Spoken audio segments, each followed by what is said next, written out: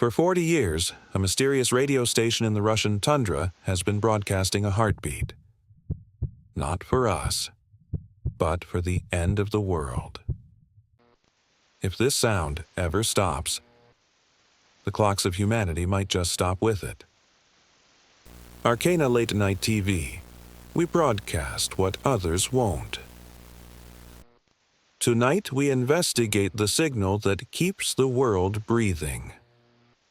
The mystery of UVB-76. Chapter 1. The Sound of Dread. It's 3 a.m. The world outside your window is silent, tucked away in the safety of sleep. But in the invisible realm of radio waves, a ghost is haunting the airwaves.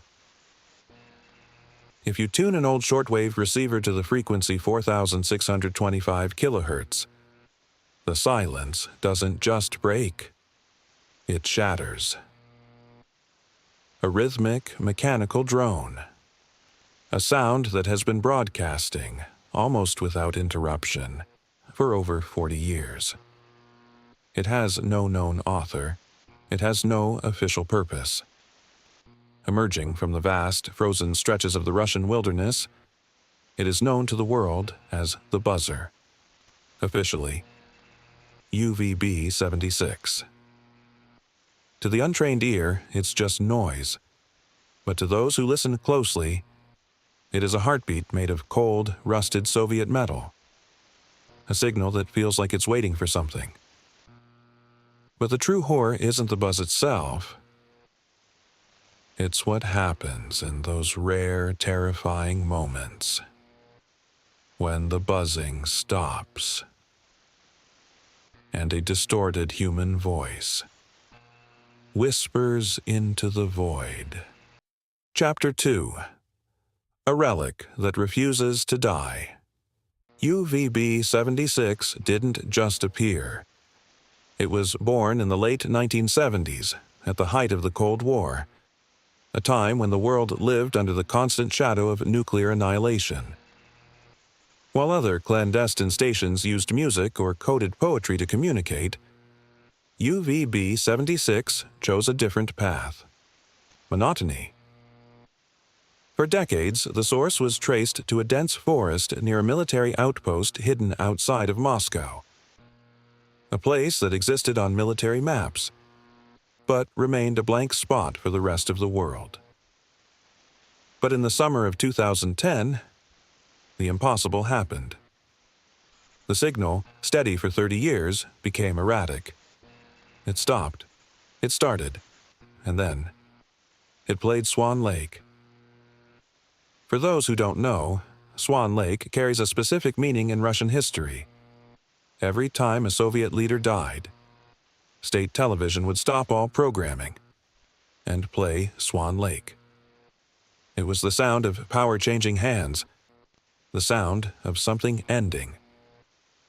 So when UVB-76 played Swan Lake in 2010, those who were listening understood the reference. And then, it moved. When urban explorers finally reached the original transmission site, they found a wasteland.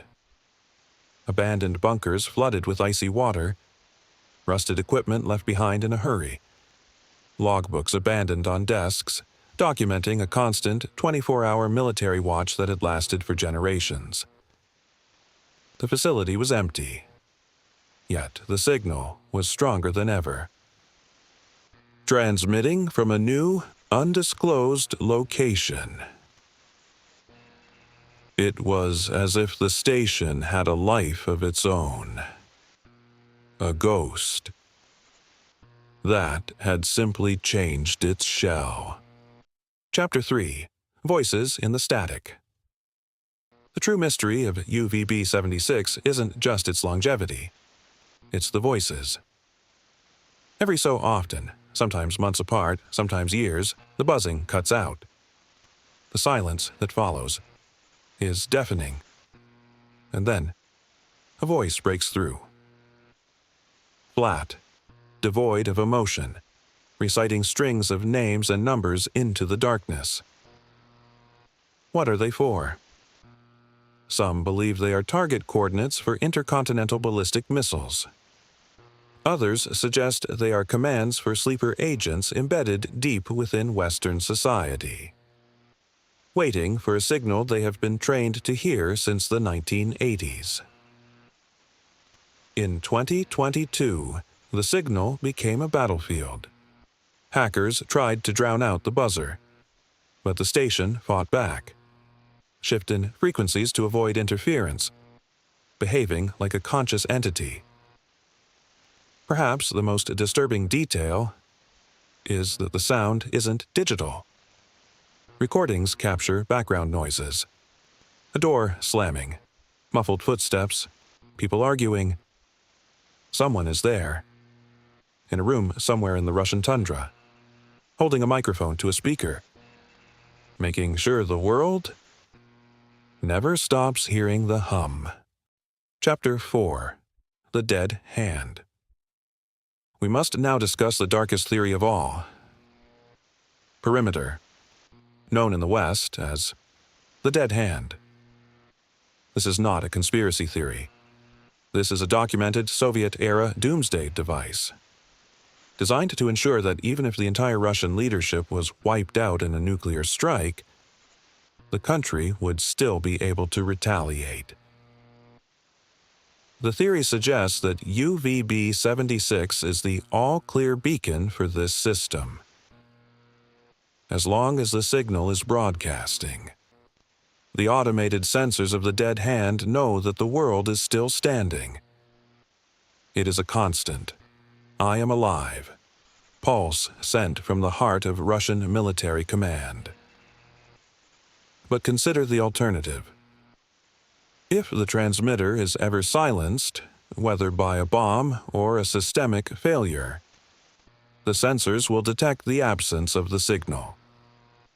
If they also detect radiation or seismic shocks, the Dead Hand will interpret the silence as the end of the nation.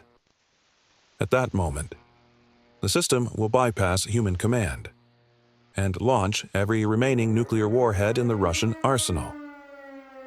The hum is the only thing standing between us and the fire.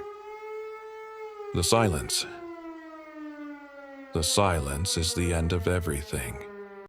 Chapter 5. The night stays awake. As we sit here in the dark, the buzzer continues its relentless pulse. Is it a communication tool for spies? Or is it the ticking clock of a doomsday machine that hasn't been turned off since the Cold War? The identity of UVB-76 remains an arcana, a secret guarded by those who do not wish to be found. But the next time you find yourself in the quiet hours of the morning, remember, someone, somewhere, is making sure that signal never dies, and they are listening to see if anyone answers. What do you think? Is UVB-76 a relic of a dead era, or a warning of things to come? Leave your theory in the comments below.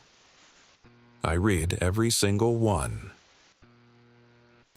Follow for more dark stories every week. This has been Arcana Late Night TV. Sleep well, if the static lets you.